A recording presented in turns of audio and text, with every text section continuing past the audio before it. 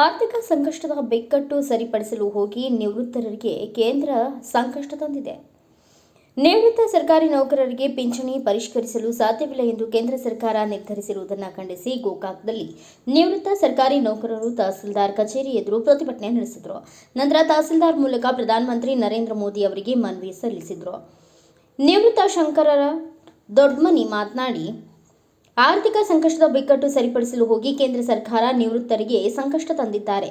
ಅದರ ಮುಂದೆ ನಾವುಗಳು ಜೀವಂತ ಸಮಾಧಿ ಆಗುತ್ತೇವೆ. 40 ವರ್ಷ ಪ್ರಾಮಾಣಿಕವಾಗಿ ಸರ್ಕಾರದ ಸೇವೆ ಸಲ್ಲಿಸಿದವರಿಗೆ ಎಲ್ಲ ಸವಲತ್ತು ನೀಡಲು ಸುಪ್ರೀಂ ಕೋರ್ಟ್ ಹೇಳಿದೆ. ಆದರೆ ಹಣಕಾಸು ಸಚಿವೆ ನಿರ್ಮಲಾ ಸೀತಾರಾಮನ್ ಅವರು ಹಣಕಾಸು ಬಿಲ್ ಮಂಡಿಸುವಾಗ ಏಪ್ರಿಲ್ 1, 2026ಕ್ಕೆ ಮೊದಲು ನಿವೃತ್ತಿಯಾದ ಸರ್ಕಾರಿ ನೌಕರರಿಗೆ ಪಿಂಚಣಿ ಮತ್ತು ಕುಟುಂಬ ಪಿಂಚಣಿ ಪರಿಷ್ಕರಿಸಲು ಸಾಧ್ಯವಾಗುವುದಿಲ್ಲ ಎಂಬ ನಿರ್ಣಯವನ್ನ ಲೋಕಸಭೆಯಲ್ಲಿ ಪ್ರಸ್ತಾಪ ಮಾಡಿ ಅದನ್ನು ಹಿಂಪಡೆದು ಮೊದಲಿನಂತೆ ಆಗಬೇಕು. ಈ ನಿರ್ಧಾರದಿಂದ ಹಿಂದೆ ಸರಿಯಬೇಕು ಎಂದು ಕೇಂದ್ರಕ್ಕೆ ಮನವಿ ಸಲ್ಲಿಸಿದೆ ಎಂದು ಪ್ರತಿಭಟನಾಕಾರರು ಹೇಳಿದರು.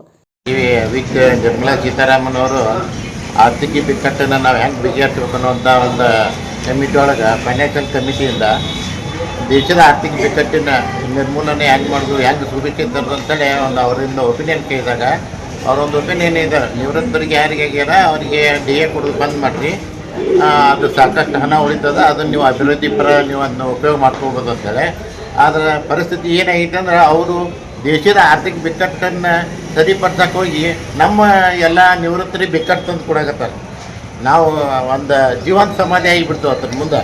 ಯಾಕಂದ್ರೆ ಈಗಾಗಲೇ ಯುದ್ಧ ಪ್ರಾರಂಭ ಆಗಿದೆ, ಎಲ್ಲ ಕಮೋಡಿಟೀಸ್ ಎಲ್ಲ ಹೆಚ್ಚಾಗಿದ್ದಾವೆ. ಇಂಥ ಸಂದರ್ಭದೊಳಗೆ ನಮಗೆ ಯಾವುದೇ ನ್ಯಾಷನಲ್ ಇಂಡೆಕ್ಸ್ ಪ್ರಕಾರನೇ DA ಕೊಡ್ತಿರ್ತಾರೆ ಅವರು. ಆ ನ್ಯಾಷನಲ್ ಇಂಡೆಕ್ಸ್ ಪ್ರಕಾರನೇ ಏನು ಕೇಂದ್ರ ಸರ್ಕಾರಕ್ಕೆ ಅಥವಾ ಇರುವಂಥ ನೌಕರರಿಗೆ ಏನು ಕೊಡ್ತಾರೆ ಅದನ್ನು ನಮಗೂ ಇಲ್ಲಿವರೆಗೆ ಕೊಡುವಂಥ ಒಂದು ಪದ್ಧತಿ ಅದ. ಈ ರೀತಿಯೊಳಗೆ ಸುಪ್ರೀಂ ಕೋರ್ಟ್ ಈಗಾಗಲೇ ಆರ್ಡರ್ ಮಾಡ್ಯದ. ಅವರು ನಾವು 20, 30, 40 ವರ್ಷ ಸೇವೆ ಮಾಡಿ ಸರ್ಕಾರದ ಸೇವೆಯೊಳಗೆ ನಾವು ಸೇವೆ ಸಲ್ಲಿಸಿ ಪ್ರಾಮಾಣಿಕವಾಗಿ ಅವ್ರಿಗೆ ಕೊಡ್ತಕ್ಕಂಥ ಎಲ್ಲ ಸವಲತ್ತುಗಳನ್ನು ಕೊಡಬೇಕಂತೇಳಿ ಸುಪ್ರೀಂ ಕೋರ್ಟನ್ನು ಹೇಳಿದ್ದೆ. ಆದರೂ ಸಹಿತ ಇವರು ಒಂದು ಫೈನಾನ್ಷಿಯಲ್ ಕಮಿಟಿಯಿಂದ ಏನೊಂದು ಅಭಿಪ್ರಾಯ ತೊಗೊಂಡಾರ, ಅದನ್ನು ಲೋಕಸಭೆ ಒಳಗೆ ಇಟ್ಟಾರೆ. ಅದು ಪಾಸ್ ಆಗಬಾರ್ದು, ನಾವು ಮೊದಲಿಂದನೇ ಅದು ಚಾಲ್ತಿ ಆಗಬೇಕು. ಸಂದರ್ಭಕ್ಕೆ ಅನುಸಾರವಾಗಿ ವರ್ಷಕ್ಕೆ 2 ಸಲ ನಮಗೆ DAನೂ ಕೊಡಬೇಕು. ಮತ್ತು ಯಾವಾಗ ಮತ್ತು ನಿಗದಿತ ಅವಧಿಯೊಳಗೆ ಬೇಸಿಗೆಲ್ಗಳು ರಿವಾಜ್ ಆಗ್ತಾವಲ್ಲ, ಅವೆಲ್ಲ ರಿವಾಜ್ ಆಗಿ ನಮ್ಮ ಸಂಕಷ್ಟವನ್ನು ಕೇಂದ್ರ ಸರ್ಕಾರ ಅರಿತುಕೊಳ್ಬೇಕು. ನಮ್ಮ ಪರವಾಗಿ ನಾವು ಒಂದು ನಿರ್ಧಾರ ಕೈಗೊಳ್ಳಬೇಕಂತೇಳಿ ನಮ್ಮೆಲ್ಲರ ಪರವಾಗಿ ಈ ಮಾಧ್ಯಮದ ಮೂಲಕ ನಾನು ಕೇಂದ್ರ ಸರ್ಕಾರಕ್ಕೆ ತಮ್ಮೆಲ್ಲರಿಗೂ ಮನವಿಯನ್ನು ಅರ್ಪಿಸ್ತೀನಿ.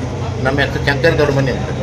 ಈ ಸಂದರ್ಭದಲ್ಲಿ ಗೋಕಾಕ್ ತಾಲೂಕಾ ನಿವೃತ್ತ ನೌಕರರ ಸಂಘದ ಅಧ್ಯಕ್ಷ KD Walikar, PR ದಾನ್ಯಾಳಮಠ್, Shankar Dodmani, Sumita Dodmani, SM Ganachari ಸೇರಿದಂತೆ ಇನ್ನುಳಿದವರು ಉಪಸ್ಥಿತರಿದ್ದರು. ಬ್ಯೂರೋ ರಿಪೋರ್ಟ್ ಮನೋಹರ್ ಮೇಗೇರಿ, ಭಾರತ ವೈಭವ ನ್ಯೂಸ್, ಗೋಕಾಕ್.